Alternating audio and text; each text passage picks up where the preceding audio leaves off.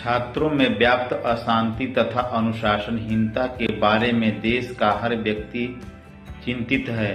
वैसे तो यह समस्या आज सिर्फ हमारे ही देश में नहीं है, बल्कि एक विश्वव्यापी समस्या बन गई है। फिर भी हमारे देश की परिस्थितियां अन्य देशों से भिन्न हैं और इस समस्या की तुलना अन्य देशों की समस्या से नहीं की जा सकती। प्रस्तुत विधेयक, केंद्रीय विश्वविद्यालय विधेयक, इस समस्या के एक पहलू का समाधान करने का प्रयास करता है और जहां तक इसका संबंध है, स्वागत है, किंतु इससे इस सारी समस्या का हल नहीं हो जाता।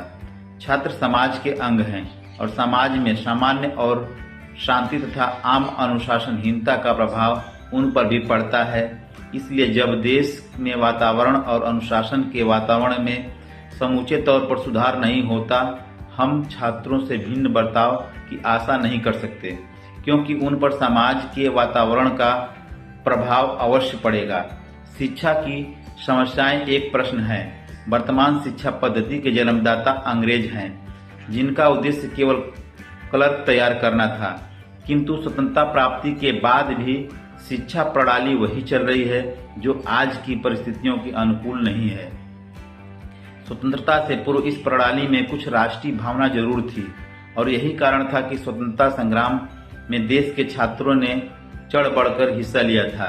इस प्रणाली में पहले अध्यापक तथा राजनेता का एक प्रकार का नैतिक असर भी था, लेकिन स्वतंत्रता के पश्चात वह चीजें खत्म हो गई। निरपेक्षता के नाम पर नैतिक शिक्षा तथा राष्ट्रीय उमंग की लहर भी समाप्त हो गई। जब तक हम देश के आर्थिक वातावरण में सुधार नहीं करते और नैतिक स्तर पर कायम नहीं रहते, तब तक स्थिति में सुधार होना बड़ा कठिन है। वर्तमान शिक्षा प्रणाली में सुधार करना आवश्यक है।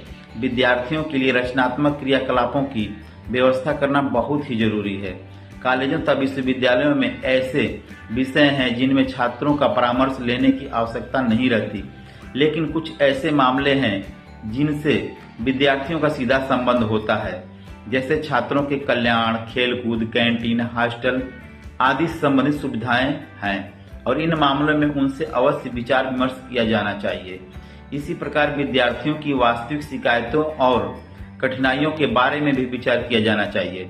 छात्र संघों को बाकायदा मान्यता दी जानी चाहिए और उनकी कृतियों को स्पष्ट रूप से परिभाषित की जानी चाहिए और कॉलेज तथा विश्वविद्यालय अधिकारियों को छात्र के दृष्टिकोण पर संक्षिप्त रूप से विचार करना चाहिए, क्योंकि छात्र और अध्यापक एक ही रथ के दो पहिए हैं, जिन्हें एक साथ काम करना बहुत ही जरूरी है और उनके बीच एक प्रकार का सहयोग की भावना अवश्य होनी चाहिए।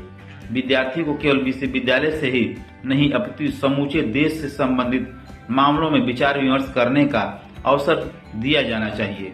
जब 21 वर्ष अथवा उससे अधिक आयु के लोगों को मतदान देने का अधिकार है, तो फिर कॉलेजों में अध्ययन करने वाले छात्रों को, जिनकी आयु 21 वर्ष से अधिक होती है, राजनीति से बिल्कुल अलग रखने का औचित्य क्या है।